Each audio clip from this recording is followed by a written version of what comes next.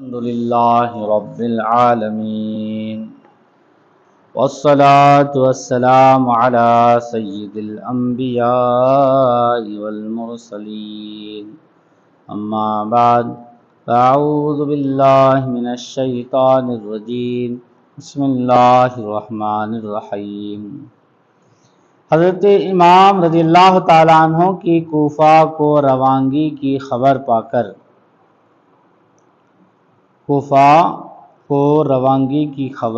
کر ابن زیاد نے حر بن رباحی کی قیادت میں ایک لشکر آگے بھیج دیا تھا۔ حر بن رباحی مرد سعید نے حضرت امام رضی اللہ تعالی عنہ کو مشورہ دیا کہ وہ مستورات کا بہانہ فرما کر رات کو علیحدہ اتریں اور رات ہی کو کہیں تشریف لے جائیں۔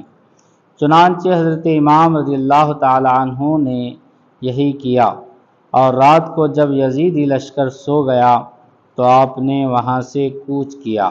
اندھیری رات میں معلوم نہ ہوا کہ کدھر جا رہے ہیں۔ صبح کو ایک میدان ہولناک میں پہنچے۔ یہاں اترے تو اس میدان میں جس جگہ میخ گاڑتے زمین سے خون نکلتا، زمین پر میخ گاڑتے تو خون نکلتا، جس درخت سے لکڑیاں توڑتے خون ٹپکتا۔ یہ حال دیکھ کر امام نے ہمراہیوں سے پوچھا، تم میں سے کسی کو اس دشت کا نام معلوم ہے؟ ایک نے کہا، اسے ماریا کہتے ہیں۔ فرمایا، شاید کوئی دوسرا نام بھی ہو۔ لوگوں نے کہا، اسے کربلا بھی کہتے ہیں۔ یہ سن کر آپ نے فرمایا، اللہ اکبر، ارض کرب و بلاء و مسفک دماء، زمین کربلا یہی ہے، ہمارے خون بہنے کی جگہ جا، یہی ہے ہمارے خون بہنے کی جا، یہی ہے اب ہم یہاں سے کہیں نہیں جا سکتے۔ دشمن یہاں پہ خون ہمارا بہائیں گے، زندہ یہاں سے ہم نہ کبھی پھر کے جائیں گے، آل نبی کا ہوگا اسی جا پہ خاتمہ، سب تشنا لب یہاں پہ سر اپنا کٹائیں گے۔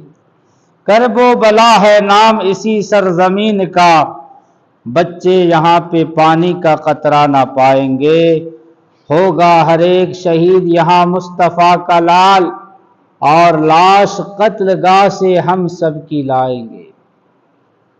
علی اکبر نے عرض کی، ابا جان آپ یہ کیا فرما رہے ہیں؟ فرمایا، بیٹا تیرے دادا جان علی المرتضیٰ صفین جاتے ہوئے یہاں ٹھہرے اور بڑے بھائی حسن کے زانوں پر سر رکھ کر سوئے۔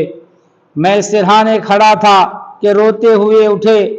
بڑے بھائی نے رونے کا سبب پوچھا تو فرمایا، میں نے ابھی خواب میں اس جگہ حسین کو دریائے خون میں ڈوبتا ہوا، ہاتھ پاؤں مارتا ہوا اور فریاد کرتا ہوا دیکھا ہے، مگر کوئی اس کی فریاد نہیں سنتا۔ پھر مجھ سے فرمایا، بیٹا جب تجھے اس جگہ واقعہ عظیم درپیش ہوگا تو اس وقت کیا کرے گا؟ میں نے عرض کیا کہ صبر کروں گا۔ اس پر فرمایا، بیٹا ایسا ہی کرنا کہ صبر کرنے والوں کا ثواب بے شمار ہے۔ یہ فرما کر آپ نے اسباب اتروایا، لب فرات خیمہ نصب فرمایا۔ دوسری محرم 61 ہجری کو آپ دشت کربلا میں قیام پذیر ہوئے۔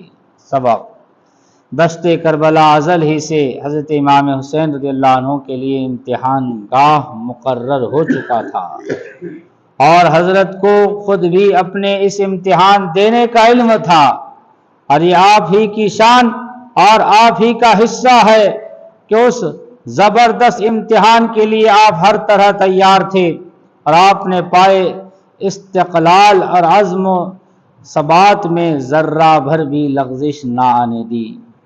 حضرت امام حسین رضی اللہ تعالیٰ عنہ جب دشت کربلا میں اترے تو آپ نے اہل بیت میں یہ واعظ فرمایا کہ میری مصیبت و مفارقت پر صبر کرنا، جب میں مارا جاؤں تو ہرگز منہ نہ پیٹنا اور بال نہ نوچنا اور گریبان چاک نہ کرنا۔ اے میری بہن زینب، تم فاطمہ زہرا کی بیٹی ہو، جیسا انہوں نے حضور صلی اللہ علیہ وسلم کی مفارقت پر صبر کیا تھا، اسی طرح تم بھی میری مصیبت پر صبر کرنا۔